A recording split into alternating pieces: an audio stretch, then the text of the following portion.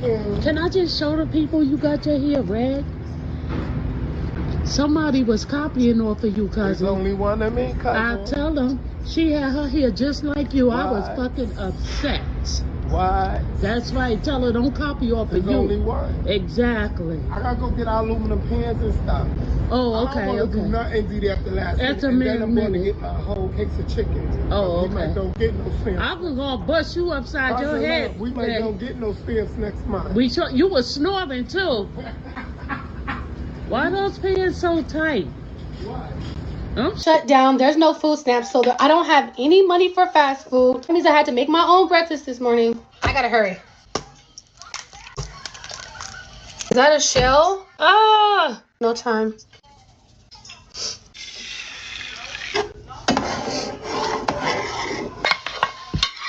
I gotta go.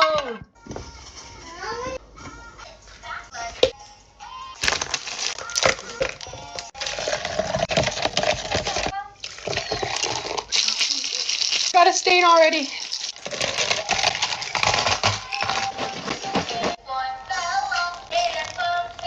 Taste test.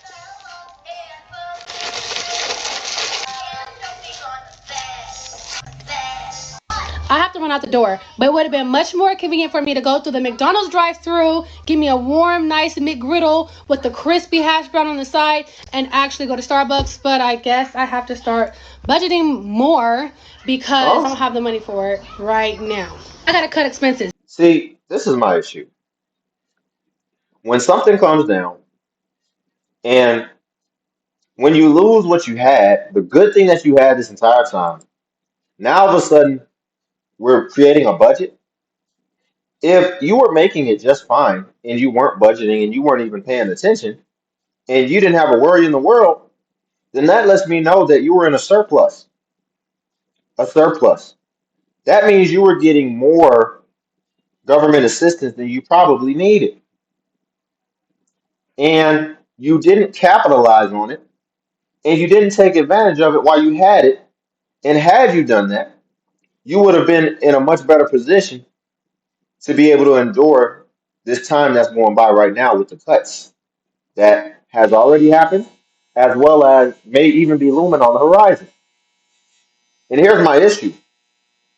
Not only did she say that basically now it's time for her to start budgeting, but you're using government assistance, but at the same time you have enough discretionary income, not outcome, income to be able to go and eat out every day, and not just eat out, but even go to gourmet coffee shops like Starbucks and get a Starbucks just about every day.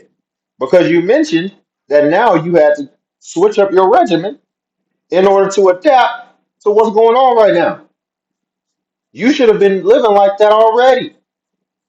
So that's my issue.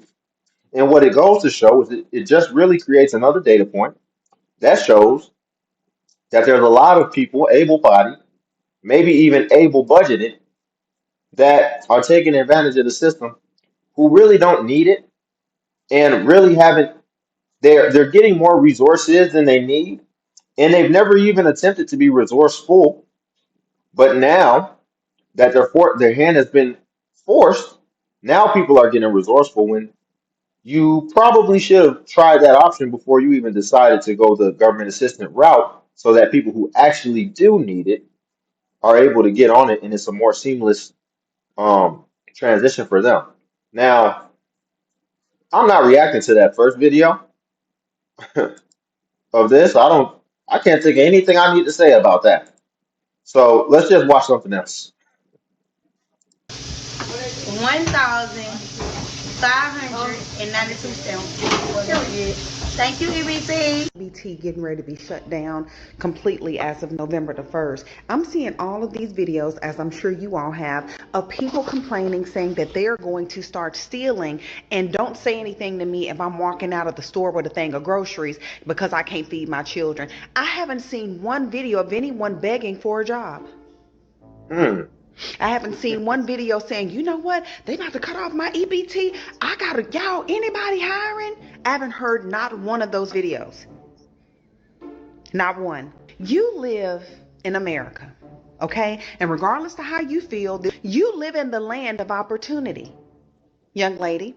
You live in the land of opportunity where not only if you can't get a job, even if you don't have an education, you can do gig work.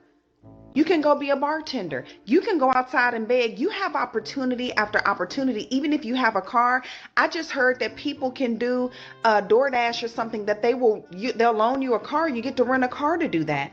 There are too many opportunities here for you not to sit back and try to figure out a way to make sure you and your children have food.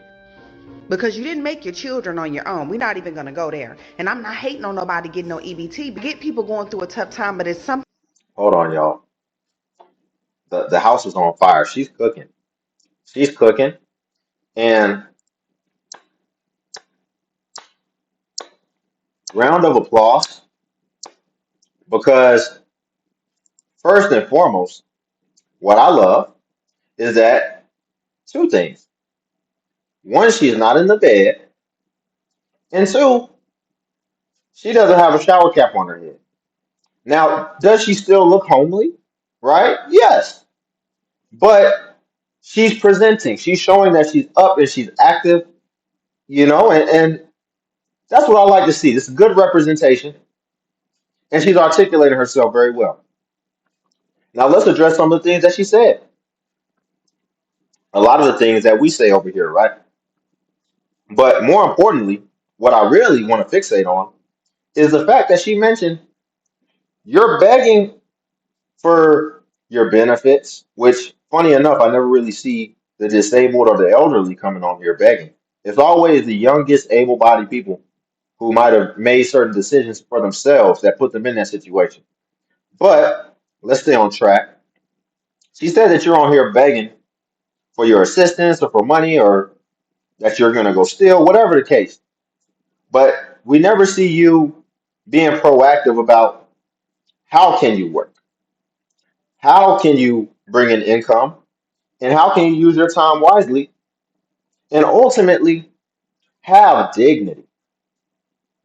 Dignity. Listen, stop always waiting for a handout. As a grown person, I'm seeing all these people come on here basically saying, who's going to feed me? Who's going to feed me? Who's going to feed me? How are we going to eat? When I hear the word feed me, quotation marks, I think of a child that can't do anything for themselves. Feed yourself and ultimately work for it, earn it.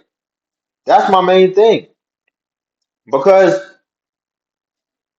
why would you not want to have the dignity of being able to take care of yourself and even take care of your own responsibilities? Why would you want to bypass that and just get everything done for you? I don't get that.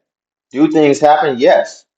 But when I see people who aren't even trying, like what she's mentioning, it's it's like you want other people to go harder for you than you're willing to go for themselves. But I'm gonna let her just keep articulating it because she's speaking to it perfectly. Something for you to get a leg up in life. This is a handout so you can do better in life, not something that you should be living on. And I had a really good friend of mine at one point that was living on this stuff before. And I was like, hey, why don't you try to pick up a skill set? You're not working. Why don't you try to do this? You're not working. Oh, no, they ain't going to never cut this off. They ain't going to never cut off my Social Security. And guess what's going on right now? They trying to cut off their Social Security, trying to cut off their EBT. All of that is getting ready to change. If you have time and opportunity, and that's the thing, when you're on these different benefits, you have nothing but time on your hands. You're not just sitting there raising your children. It's not like you're homeschooling them because they're going to public school. They're becoming the public school and society's problem. While they're doing that and you're not working, you could have been trying to get some kind of trade. You could have been somewhere trying to Mm, learn how to day trade. You could have been, getting a degree in something. I see two. that makes me wonder. That makes me wonder because she brought up a good point. A lot of people who are on benefits that have children, a lot of times it comes a point when your children actually leave the house and they go to public school, right? But Now that has me thinking, is that why they have so many kids? Because they have to keep stair-stepping it to be able to have an excuse to have to be a stay-at-home mother to one of them that might be too young? That is interesting. Because yes, at a certain point, your kids are going to be out of the house for majority of the day. So is that why they keep having kids in order to keep restarting the process of children that they actively have to be home for to take care of, so that they have the excuse to say that their schedule won't allow it, or that a job isn't going to be able to work around their schedule because they have to be at home with their kids? Wow. I don't think that's where she was taking it, but that's what had me thinking. Listen, like I said, she'd already burnt the house down. She was cooking. So we can just leave it there. I'm sure she had more to say, but I think she encapsulated a lot, that we have to think about. But y'all like the video. Also subscribe if you want to join the Legion. Cash App's link below. If you want to buy your boy iced coffee and tip the channel.